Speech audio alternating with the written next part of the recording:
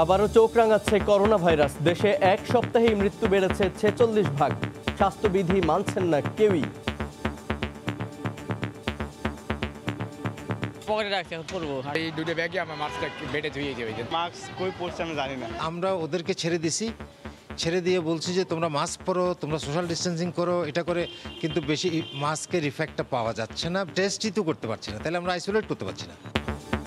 বাড়ছে শিশু আক্রান্তের সংখ্যা, দায়ী অভিভাবকদের অসচেতনতা। ঠান্ডা সকালবেলা থেকেই ঠান্ডা জ্বর এখন বলছে ঠান্ডা জ্বর অ্যালার্জি সমস্যা। শুধু নাক দিয়ে পানি যায় আর হচ্ছে কাশি। অভিভাবকদের প্রতি অনুরোধ যে আসলে আমরা যে স্বাস্থ্যবিধিটা গুরুত্বর হারে নিচ্ছি না, এক্ষেত্রে কিন্তু আমাদের উদাসীনতার পাশাপাশি আমাদের শিশুরাও কিন্তু আক্রান্ত হচ্ছে। 11 ডিসেম্বর থেকে করোনার ভ্যাকসিন দেবে যুক্তরাষ্ট্র। দেখছিলেন প্রধান শিরোনাম। দুপুরের সময়ে সঙ্গে আছি আমি জুবায়ের ফয়সাল। এবার অন্যান্য শীর্ষ সংবাদ। পদ্মা সেতু ঘিরে স্বপ্ন দেখছে দক্ষিণাঞ্চলের 21 জেলার মানুষ। 6 লেনের সংযোগ সড়ক কেন্দ্র করে এখনই হচ্ছে কলকারখানা। ভাগ্য ফেরার আশায় স্থানীয়রা। এবং রোহিঙ্গাদের ফেরাতে আস্থা রাখা যাচ্ছে না মিয়ানমারের সঙ্গে আলোচনায়। আন্তর্জাতিক সম্প্রদায়ের ভূমিকাও হতাশাজনক। বাড়াতে হবে চাপ, বলছেন বিশ্লেষকরা।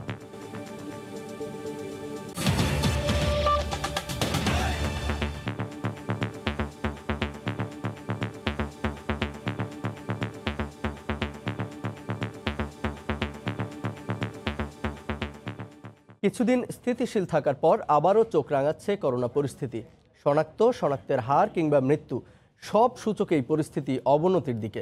স্বাস্থ্যবিধি মানার ক্ষেত্রে আবারও উদাসীনতা, পরীক্ষা না করানো আর আক্রান্তদের অন্যদের থেকে বিচ্ছিন্ন রাখতে না পারাকেই সংক্রমণ বাড়ার জন্য দায়ী করছেন বিশেষজ্ঞরা। তাদের পরামর্শ, রোগ ছড়ানো নিয়ন্ত্রণে আনতে আক্রান্তদের শনাক্ত করা এবং প্রতিটি রোগীকে নিবিড় পর্যবেক্ষণ নিশ্চিত করতে হবে। ফারুক ভুঁইয়া রবিনের রিপোর্ট। রাজধানীর কুর্মিটোলা জেনারেল হাসপাতাল, সক্ষমতা 250 রোগীর, কিন্তু হাসপাতালটিতে এখন সেবা দেওয়া হচ্ছে 314 ভর্তি রোগীর। স্বাস্থ্য অধিদপ্তরের সূত্র মতে রাজধানীর 19টি কোভিড নির্ধারিত হাসপাতালের কমপক্ষে 6টিতে সক্ষমতা আর ভর্তি রোগী প্রায় সমান, আর 7টি হাসপাতালে ফাঁকা নেই আইসিইউ শয্যা, যা ইঙ্গিত দিচ্ছে কোভিড পরিস্থিতি চাপ বাড়াচ্ছে হাসপাতালগুলোতেও। বর্তমানে দেশে মোট নমুনা পরীক্ষার বিপরীতে বাড়ছে শনাক্তের হারও। আগের সপ্তাহগুলোই 10-11% থাকলেও সবশেষ 47তম সপ্তাহে শনাক্তের হার দাঁড়ায় 13%-এর বেশি। অন্যদিকে কিছুদিন আগের স্থিতিশীল অবস্থা থেকে শনাক্ত রোগীর সংখ্যা এখন ঊর্ধ্বমুখী। আবার একটা সময় মৃত্যুর সংখ্যা তুলনামূলক কমতে শুরু করলেও হঠাৎ ব্যতিক্রম রূপ 47তম সপ্তাহে। আগের সপ্তাহের তুলনায় মৃত্যুর সংখ্যা বাড়ে 1 লাফে 43%। হঠাৎ করে সারা পৃথিবীতে যেরকম স্বাস্থ্যবিধি মেনে না চলার একটা প্রবণতা লক্ষ্য করা যাচ্ছে, সেটা বাংলাদেশে লক্ষ্য করা যাচ্ছে। এখন এটাকে আমরা কি আসলে দ্বিতীয় ঢেউ বা দ্বিতীয় সেকেন্ড ওয়েভ বলবো কিনা, সেটা নিয়ে একটা প্রশ্ন এখন উঠেছে। সংক্রমণ রেখা যখন আবারও ঊর্ধ্বমুখী, তখন হাসপাতালের মতন স্পর্শকাতর জায়গা সহ সবখানি সচেতনতার ঘাটতি। সাইকেল চালা আসছি তো, এই যে পকেটে রাখছি, পরবো। আছে তো, ফোনে কথা বলতেছিলাম, এই কারণে খুলছি। এই দুটো ব্যাগে আমার মাস্কটা বেডে ধুয়ে যাবে। মাস্ক কই পড়ছে আমি জানি না।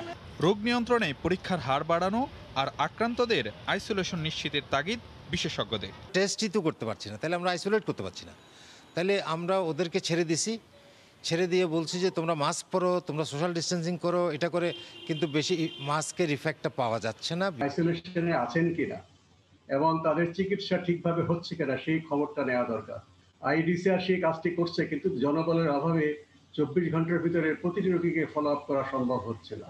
কোভিড নিয়ন্ত্রণে স্বাস্থ্যবিধি মানাতে আরও কঠোর হওয়ার তাগিদও দিচ্ছেন বিশেষজ্ঞরা। দেশে কোভিড-19 সংক্রমণ আবারও বাড়ার যে শঙ্কার কথা বলা হয়েছিল, সেগুলো যে অমূলক ছিল না তার ইঙ্গিত মিলতে শুরু করেছে এরই মধ্যে। তবে যেসব সাবধানতা, সতর্কবার্তা আর স্বাস্থ্যবিধির পরামর্শ দেওয়া হয়েছে, সেগুলো কতটা মানা হচ্ছে সে প্রশ্ন একই সঙ্গে আরও জোরালো হচ্ছে। ফারুক ভুঁইয়া রবিন, সময় সংবাদ, ঢাকা। করোনার দ্বিতীয় ঢেউয়ের ধাক্কায় বিপর্যস্ত শিশুরাও। বিগত সময়ের থেকে দেশের হাসপাতালগুলোতে বেড়েছে করোনা পজিটিভ শিশু রোগীর সংখ্যা। চিকিৎসকরা বলছেন, করোনার পাশাপাশি ডেঙ্গু ও শীতকালীন ভাইরাসজনিত নানা রোগের প্রকোপ বেড়ে যাওয়ায় হিমশিম খাচ্ছেন তারা। অভিভাবকদের সামান্য অসচেতনতা ডেকে আনতে পারে ভয়াবহ বিপর্যয়। তবে বয়স্কদের থেকে করোনায় শিশু মৃত্যুহার কম হলেও বিকল্প নেই স্বাস্থ্যবিধি মেনে চলার। ১.৫ বছর বয়সের আদিবা ছোট্ট শরীরে দানা বেঁধেছে মহামারী করোনা, পাশাপাশি জন্ম থেকে আক্রান্ত জটিল কিছু সমস্যায়। সব মিলিয়ে কিছুতেই যেন কাটছে না শঙ্কা, জটিলতা। 2 দিন আগে পরীক্ষা করছি, কিন্তু তখন ওর কোনো অবস্থা হয় নাই। কিন্তু 2 দিন পর, মানে যেদিন ওর ওটি ছিল ওই দিন ভোর থেকে ওর এত পাতলা পায়খানার বমি, এখন 3 দিন ধরে এখানে আসছি কিন্তু অফ হইতেছে না। ঢাকা শিশু হাসপাতালের করোনা ইউনিটে শয্যা সংখ্যা 20টি হলেও বর্তমানে পজিটিভ রোগীর সংখ্যা 21 জন। এছাড়া অক্টোবর মাসে করোনা পজিটিভ রোগীর সংখ্যা ছিল যেখানে 43 জন, সেখানে চলতি মাসের 21 দিনেই পজিটিভ রোগীর সংখ্যা 68 জন। শীত বাড়লে সংকট আরও বাড়বে বলে মনে করছেন চিকিৎসকরা। বেড ফুলফিল হওয়ার পরেও আমরা বাচ্চা নিতে পারছি না। লাস্ট 2 দিন আগে আমরা যেটা হসপিটাল থেকে জানতে পারি 38টা স্যাম্পল দেওয়া হয়, এর মধ্যে 35টা স্যাম্পলই পজিটিভ আসে। এদিকে হাসপাতালে প্রতিদিনই বাড়ছে জ্বর, কাশি, ঠান্ডা সহ ভাইরাস জনিত শিশু রোগীর সংখ্যা। রাত্রে থেকে একটু দেখি নাক দিয়ে চোখ দিয়ে পানি পড়ে, ঠান্ডা জ্বর, অ্যালার্জি সমস্যা, রক্ত শূন্যতা, নিউমোনিয়া, শুধু নাক দিয়ে পানি যায় আর কাশি। শিশুর করোনা পজিটিভের দায় অভিভাবকরা এড়াতে পারেন না জানিয়ে চিকিৎসকরা বলছেন বিকল্প নেই স্বাস্থ্যবিধি মেনে চলার। তবে করোনার পাশাপাশি ডেঙ্গু ও শীতকালীন ভাইরাস জনিত সমস্যায় পরিস্থিতি ভয়াবহ হওয়ার শঙ্কা তাদের। শীতকালীন যে রোগবালাইগুলো আছে ওগুলোর প্রতি যদি শিশুদের প্রতি ঠিকভাবে যত্ন নেন তাহলে শিশুরা শুধু করোনা না, ডেঙ্গুর সাথে আমরা যে সিজনাল ফ্লুগুলো আছে সেগুলো আমরা প্রিভেন্ট করতে পারবো। আর্দ্রতা, সূর্যের তাপ কমে যাওয়া, ভিটামিন ডি এর অভাব সহ নানা কারণে শীতকালে ফ্লু জাতীয় বিভিন্ন সমস্যা ঘিরে ধরে শিশুদের। পাশাপাশি করোনার দ্বিতীয় ঢেউ বাড়াচ্ছে উদ্বেগ, বাড়াচ্ছে শঙ্কা। এই অবস্থায় শিশুর যে কোনো জটিলতায় বিভ্রান্ত না হয়ে নিতে হবে বিশেষজ্ঞ চিকিৎসকদের পরামর্শ। রাশেদ বাপ্পি, সময় সংবাদ, ঢাকা। এই মুহূর্তে ঢাকা শিশু হাসপাতালে আছেন রিপোর্টার রাশেদ বাপ্পি। সরাসরি চলে যাচ্ছি তার কাছে। বাপ্পি, দীর্ঘ ঘরবন্দি জীবনে আমরা অনেক ক্ষেত্রেই দেখছি, প্রায়শই যেটি দেখছি সেটি অনেকেই বেরিয়ে পড়ছেন, দূর দূরান্তে ঘুরতে যাচ্ছেন ঘরের শিশুটিকে নিয়ে, এবং এর ফল যে মোটেও ভালো হচ্ছে না সেটি কিন্তু হাসপাতালে না আসলে বোঝা যাবে না। আমরা যদি গত মাস আর এই মাসের 21 তারিখ পর্যন্ত যদি একটু পরিসংখ্যান দেখি ঢাকা শিশু হাসপাতালের, সেক্ষেত্রে কিন্তু বোঝা যাবে যে কতটা ভয়াবহ দিকে যাচ্ছে পরিস্থিতি। গত অক্টোবর মাসে যেখানে নমুনা পরীক্ষা করা হয়েছিল 595 জনের, এর মধ্যে করোনা পজিটিভ ধরা পড়ে 43 জন, সেখানে এই মাসের অর্থাৎ নভেম্বর মাসের 21 তারিখ পর্যন্ত করোনা পজিটিভই ধরা পড়েছে 68 জন। এখনও কিন্তু কয়েকটা দিন বাকি আছে এই মাস শেষ হতে। সেক্ষেত্রে নমুনা পরীক্ষা করা হয়েছিল 450টি। অর্থাৎ করোনার যে দ্বিতীয় ঢেউ নিয়ে যে নানা আলোচনা হচ্ছে, সমালোচনা হচ্ছে, এই বিষয়টি কিন্তু এখানে চিকিৎসক যারা আছেন তারা কিন্তু শঙ্কা প্রকাশ করছেন। তারা বলছেন যে ঘরের যে শিশুর যদি করোনা হয়ে থাকে সেই দায় কিন্তু অভিভাবককেই নিতে হবে, কারণ স্কুল বন্ধ এই সময় কিন্তু শিশুরা বাইরে বের হয় না। এক্ষেত্রে অনেকেই স্বাস্থ্যবিধি ভাঙছেন, নিয়ম অমান্য করে তার শিশুকে নিয়ে বাইরে বের হচ্ছেন এবং ঘরে ফিরে যেটুকু স্বাস্থ্যবিধি মেনে চলা উচিত সেটুকু কিন্তু মানছেন না, এবং এর ফলাফল ভয়াবহ হচ্ছে তেমনটাই কিন্তু আশঙ্কা প্রকাশ করেছেন এখানকার চিকিৎসকরা। আমরা ঢাকা শিশু হাসপাতালের যে করোনা ইউনিট রয়েছে সেখানে কিন্তু শয্যা সংখ্যা 20টি, তবে এখন পর্যন্ত এখানে ভর্তি রোগীর সংখ্যা কিন্তু 21 জন, এবং এখানে যারা করোনা ইউনিটে যারা চিকিৎসা দিচ্ছেন চিকিৎসকরা তারাও কিন্তু বলছেন পরিস্থিতি দিনের পর দিন খারাপের দিকে যাচ্ছে বলে তাদের কাছে মনে হচ্ছে এখনকার যে অবস্থা তাতে। এবং চিকিৎসকরা বলছেন যে এই করোনা সংকটের মধ্যে কিন্তু আরও যে বিষয়গুলো কাজ করছে তার মধ্যে ডেঙ্গু এবং এই যে শীতকালীন যে নানা ধরনের ফ্লু বা ভাইরাসজনিত সমস্যা, এ কারণে অনেক অভিভাবকরাই ভুল বা বিভ্রান্তির মধ্যে থাকতে পারেন। হয়তো তার সন্তানের কোনো জটিলতা দেখা দিলে কেউ ভেবে বসতে পারেন যে এটা ভাইরাসজনিত সমস্যা, কিন্তু চিকিৎসকরা বলছেন নিজে থেকে কোনো কিছু না ভেবে নিয়ে অবশ্যই চিকিৎসকদের পরামর্শ নিতে হবে। তারা কিন্তু বারবারই সেই অনুরোধটিকে জানিয়েছেন অভিভাবকদের প্রতি। জুবাইর, এই ছিল আমার কাছে ঢাকা শিশু হাসপাতাল থেকে করোনা পরিস্থিতির সবশেষ খবর। জুবাইর। ঢাকা শিশু হাসপাতাল থেকে শিশুদের করোনা সংক্রমণের সবশেষ খবর জানাচ্ছিলেন সহকর্মী রাশেদ বাপ্পি।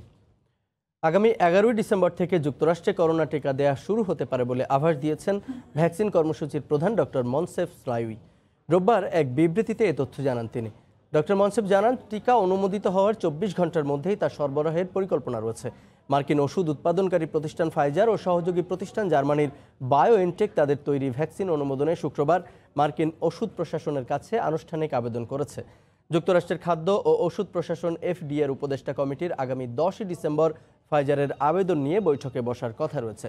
ডক্টর মনসেফ জানান, টিকা অনুমোদনের 2 দিনের মধ্যেই ভ্যাকসিন দেওয়া শুরুর উদ্যোগ নেবেন তারা।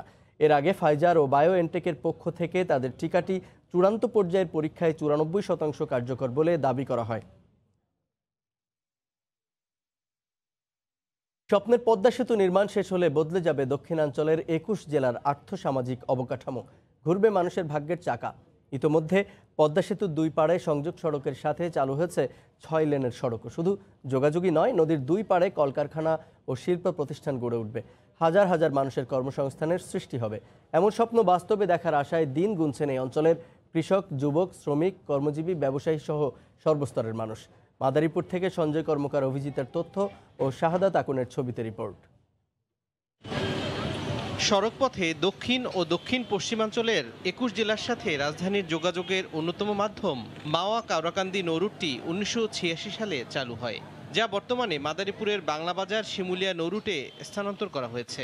শীতে ঘন কুয়াশা, বর্ষায় তীব্র স্রোত ও গ্রীষ্মে নাব্য সংকটে ঘাটে ঘন্টার পর ঘন্টা আটকে থেকে চরম ভোগান্তি পোহাতে হয়। এ অবস্থায় দক্ষিণাঞ্চলের লাখ লাখ মানুষ দীর্ঘদিনের স্বপ্নপূরণের আশায় দিন গুনছেন। পদ্মা সেতু চালু হইলে আমরা 3 ঘন্টা 3.5 ঘন্টা বরিশাল যেতে পারবো এবং ঢাকায় আসতে পারবো। রিজগার্ডে আসলে বসে থাকা লাগে 1 দিন 2 দিন, খাওয়ায় কষ্ট, গোসলে কষ্ট। ব্রিজটা চালু হয়ে গেলে পদ্মা সেতু আমাদের জন্য শর্টকাটে সবকিছু সুবিধা হয়। ভাঙ্গা থেকে ঘাট পর্যন্ত খুবই ভালো রাস্তা হয়েছে, ঠিক আছে। পদ্মা সেতু যদি চালু হয় তাহলে খুবই ভালো হইবে। ঢাকায় সরাসরি উৎপাদিত পণ্য বিক্রির আশায় বুক বেঁধেছেন প্রান্তিক কৃষকরা। এই জমিতে ফসল চাষ করে ঢাকা নিয়ে বিক্রি করতে পারলে আমরা অনেক লাভবান হব। আলু, পেঁয়াজ, রসুন নিয়ে বাজারে নিয়ে ঢাকা নিয়ে বিক্রি করলে আমাকে লাভবান হব। এপারে পদ্মা সেতুর সাথে 14 কিলোমিটারের সংযোগ সড়ক চালু হয়েছে। পাশাপাশি রাজধানীর যাত্রাবাড়ি থেকে ফরিদপুরের ভাঙ্গা পর্যন্ত 55 কিলোমিটার 6 লেনও চালু রয়েছে। সেতুকে ঘিরে শেখ হাসিনা তাঁতপল্লী কারিগরি প্রশিক্ষণ কেন্দ্র, Sheikh Hasina health technology, Sheikh Russel IT park সহ বেশ কিছু মেগা প্রকল্প হাতে নিয়েছে সরকার। মিল কারখানা, ফ্যাক্টরি হলে আমাদেরও যারা বেকার যারা আছে তাদের সবার সুযোগ সুবিধা ভালো হবে। এখানে মিল ফ্যাক্টরি বা কোনো পর্যটক হিসাবে কিছু মানুষ টুকটাকে ব্যবসা বাণিজ্য করতে পারবে, চলতে ফিরতে পারবে। পদ্মা সেতু উদ্বোধন হলে আমাদের আজকাল কাজ হবে, অনেক আমরা কাম কাজ করতে পারবো। আমাদের এখন কাম কাজ নাই। 6.15 কিলোমিটার দীর্ঘ এই মেগা প্রকল্পের ব্যয় ধরা হয়েছে 30,000 কোটি টাকা। কাগজে কলমে 2021 সালের জুনে শেষ হবার কথা দক্ষিণাঞ্চলের মানুষের লালিত স্বপ্নের এই পদ্মা সেতু। সময় সংবাদ, মাদারীপুর।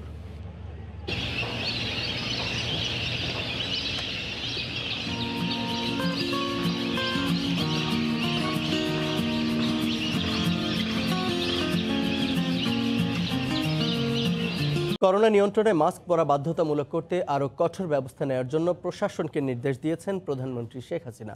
এজন্য আরও 1 সপ্তাহ সচেতনতামূলক কার্যক্রম চালানো হবে। তারপরও জনগণ মাস্ক ব্যবহার না করলে জরিমানা করা হবে বলেও জানিয়েছেন মন্ত্রিপরিষদ সচিব। সকালে প্রধানমন্ত্রী শেখ হাসিনার সভাপতিত্বে অনুষ্ঠিত মন্ত্রিসভার নিয়মিত বৈঠকে এই নির্দেশনা দেন সরকার প্রধান শেখ হাসিনা। বেলা 10:30টায় গণভবন ও সচিবালয়ে অনুষ্ঠিত হয় মন্ত্রিসভার বৈঠক। এতে গণভবন থেকে ভার্চুয়াল মাধ্যমে যোগ দেন প্রধানমন্ত্রী শেখ হাসিনা। এছাড়া সচিবালয় থেকে যুক্ত ছিলেন মন্ত্রিসভার অন্য সদস্যরা। বৈঠকে চলচ্চিত্র ও শিল্পীদের সার্বিক উন্নয়নের লক্ষ্যে প্রণীত আইনটি নিয়ে আলোচনা করেন নীতি নির্ধারকরা। এছাড়া সভায় কোভিড-19 মোকাবেলায় কৃষি ও দুর্যোগ ব্যবস্থাপনা মন্ত্রণালয়ের পদক্ষেপগুলো নিয়েও পর্যালোচনা করা হয়। বৈঠক শেষে সচিবালয়ে এ নিয়ে ব্রিফিং করেন মন্ত্রিপরিষদ সচিব খন্দকার আনোয়ারুল ইসলাম। অসমর্থ, অসচ্ছল বা পেশাগত কাজে কাজ করতে অক্ষম চলচ্চিত্র শিল্পীকে প্রয়োজনীয় আর্থিক সহায়তা প্রদান, অসুস্থ চলচ্চিত্র শিল্পীর চিকিৎসার ব্যয় গ্রহণ বা আর্থিক সহায়তা প্রদান, দুস্থ অসচ্ছল চলচ্চিত্র শিল্পীর মৃত্যু হলে তার পরিবারকে সহায়তা করা। তো এখানে একটা তহবিল থাকবে ট্রাস্টের, সেই তহবিল অপারেট করে তহবিল থেকে তারা বিভিন্ন ফান্ড জেনারেট করে, বেনিফিট জেনারেট করে সেটা দিয়ে আর কি সবাইকে সাহায্য সহযোগিতা করবে। তো এটা তথ্য মন্ত্রণালয় ইনিশিয়ালি একটা সিড মানির মতন পাবে। চুক্তির 3 বছরে শুরু করা যায়নি রোহিঙ্গাদের প্রত্যাবর্তন। কারণ হিসেবে বাংলাদেশ স্বীকার করছে মিয়ানমারের সঙ্গে দ্বিপাক্ষিক আলোচনার ওপর আর আস্থা রাখা যাচ্ছে না। উপায়ে আন্তর্জাতিক চাপ বাড়িয়ে বহুপাক্ষিক উদ্যোগ। তবে সেখানেও আন্তর্জাতিক সম্প্রদায়ের ভূমিকা হতাশাজনক বলে মনে করছেন বিশ্লেষকরা। এহসান জুয়েলের রিপোর্ট। 2017 সালে রোহিঙ্গাদের অনুপ্রবেশ শুরুর পর ওই বছরই 23শে নভেম্বর নাইপিদোতে বাংলাদেশ ও মিয়ানমারের পররাষ্ট্রমন্ত্রী পর্যায়ে চুক্তি, কিন্তু কাগজে কলমে করা চুক্তির বাস্তব কার্যকারিতা আসেনি এখনো। চুক্তি অনুযায়ী 3 মাসের মধ্যে রোহিঙ্গাদের নিজ দেশে প্রত্যাবর্তন শুরুর কথা। এ নিয়ে কয়েক দফা বৈঠক হয়েছে, তালিকাও প্রস্তুত করে দিয়েছে বাংলাদেশ, কিন্তু দ্বিপাক্ষিক আলোচনার ফল শূন্য। বারবার অঙ্গীকারও করেছে নিয়ে যাবে, কিন্তু আর কিছু বলে না। এখন আমাদের বন্ধু রাষ্ট্র চাপ দিচ্ছেন তাদের। বন্ধু রাষ্ট্র মানে চীন, বন্ধু রাষ্ট্র মানে জাপান এবং ইউরোপিয়ান ইউনিয়ন। বাংলাদেশ ভরসা করছে প্রভাবশালী দেশগুলোর উপর, কিন্তু চলতি সপ্তাহে মিয়ানমারের বিরুদ্ধে জাতিসংঘের সাধারণ অধিবেশনে আনা প্রস্তাবের বিরোধিতা করেছে চীন, রাশিয়া, ভোট দানে বিরত থেকেছে ভারত, জাপানের মতো দেশ। সব মিলে তাদের সাম্প্রতিক ভূমিকা আশাবাদী করতে পারছে না বিশ্লেষকদের। জেনোসাইড বা ওই ধরনের বিষয় যখন হয় তখন আর দ্বিপাক্ষীয় থাকে না।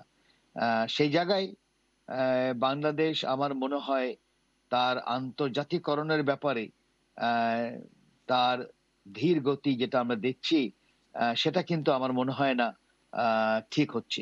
ইউরোপিয়ান ইউনিয়ন যে ভূমিকা রাখছে, যেভাবে তারা মিয়ানমারের নির্বাচনকে গণতান্ত্রিক রূপ দিচ্ছে, এটা তো খুবই দুঃখজনক। তারা তাদের নিজেদের বাণিজ্যিক স্বার্থকে বেশি গুরুত্ব দিচ্ছে, যেটা খুবই দুঃখজনক। মিয়ানমার প্রথমেই জানে যে চীন তাদের পাশে থাকবে, ভারত তাদের পাশে থাকবে, তাহলে পরে বাকি থাকলো পশ্চিমা বিশ্ব। পশ্চিমা বিশ্বের এখানে বেশ কিছু কোম্পানি আছে যাদের বাণিজ্যিক স্বার্থ আছে এবং আরো বাড়ছে। মিয়ানমারের জাতীয় নির্বাচন শেষ হওয়ায় চীনের উদ্যোগে আগামী ডিসেম্বর মাসে প্রত্যাবর্তন ইস্যুতে একটি ত্রিপাক্ষিক বৈঠক হওয়ার কথা রয়েছে। প্রত্যাবর্তন প্রক্রিয়ায় জাপানও সহযোগিতা করতে আগ্রহ দেখিয়েছে বলে জানিয়েছে পররাষ্ট্র মন্ত্রণালয়। ইহসান জুয়েল, সময় সংবাদ, ঢাকা। দেশের বাইরের খবর। আবারও ইতালিতে দীর্ঘ হচ্ছে মৃত্যুর মিছিল। করোনার দ্বিতীয় ঢেউয়ে চলতি মাসেই মারা গেছেন 11,000-এর বেশি মানুষ। এর মধ্যেই শনিবার থেকে লাৎসিও বিভাগে রাত 9টার মধ্যে সুপারমার্কেট সহ দোকানপাট বন্ধ রাখার নির্দেশ দেওয়া হয়েছে। রোম থেকে জুমানা মাহমুদের রিপোর্ট। করোনার দ্বিতীয় ঢেউয়ে বেসামাল ইতালি। আক্রান্তের সংখ্যা প্রতিদিনই গড়ে 30,000-এর উপরে থাকায় হাসপাতালগুলোতে শয্যা খালি নেই। সংকটাপন্ন রোগীদের অ্যাম্বুলেন্সে রেখেই হাসপাতালের সামনে তৈরি হচ্ছে দীর্ঘ লাইন।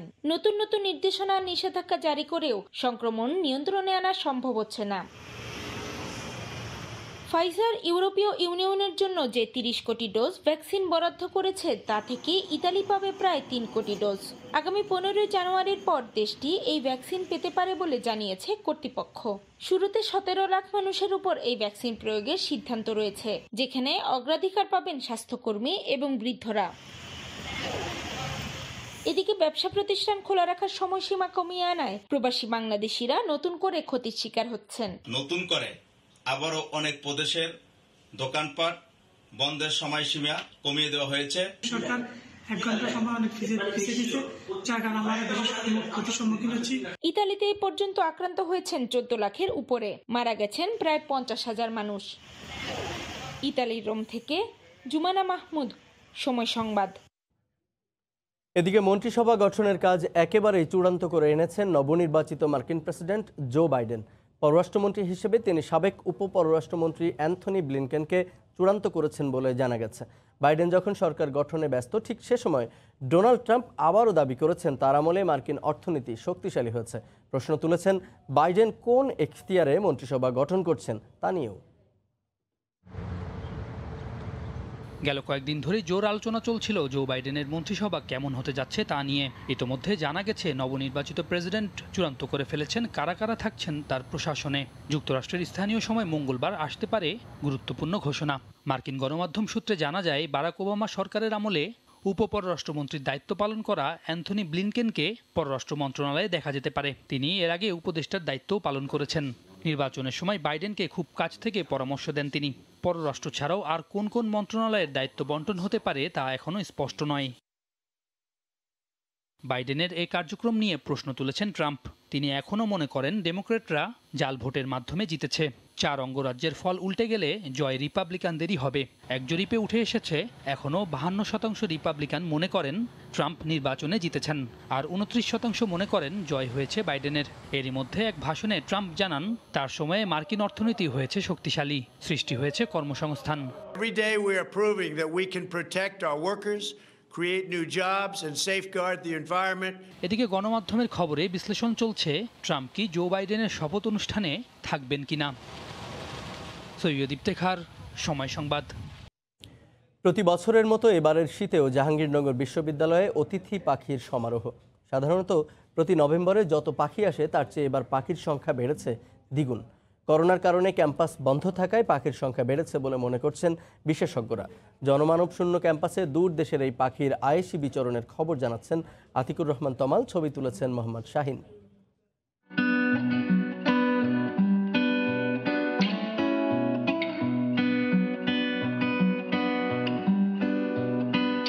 শিশির ভেজা শীতের সকাল,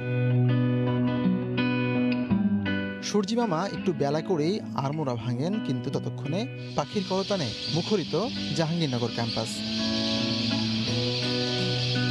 শীতকালে এখানে মানুষের ঘুম ভাঙে পাখির ডাকে।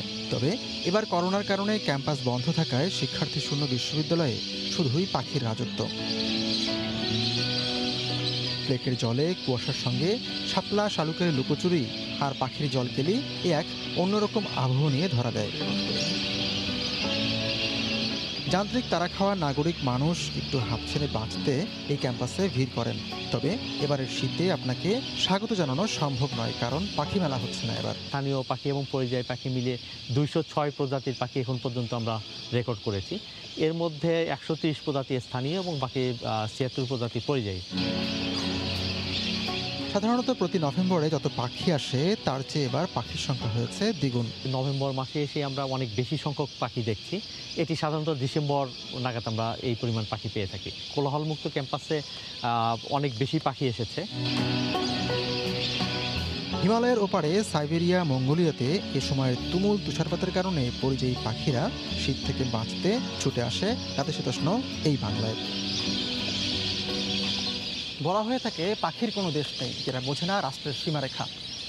আর তাই হাজার হাজার পথ পাড়ি দিয়ে এই পাখিরা আসে বাংলাদেশে অতিথি আপ্যায়নে। আমরা যাতে আরও আন্তরিক হই, এটাই চাওয়া। আতিকুর রহমান তমাল, সময় সংবাদ, সাভার, ঢাকা। এ পর্যায়ে শীর্ষ সংবাদগুলো জানিয়ে দিচ্ছি আরেকবার। আবারও চোখ রাঙাচ্ছে করোনা ভাইরাস। দেশে এক সপ্তাহে মৃত্যু বেড়েছে 46%।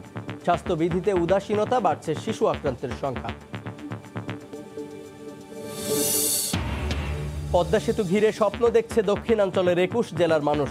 6 লেনের সংযোগ সড়ক কেন্দ্র করে এখনই হচ্ছে কলকারখানা। ভাগ্য ফেরার আশায় স্থানীয়রা। এই ছিল দুপুরের সময়। সঙ্গে থাকুন সময়।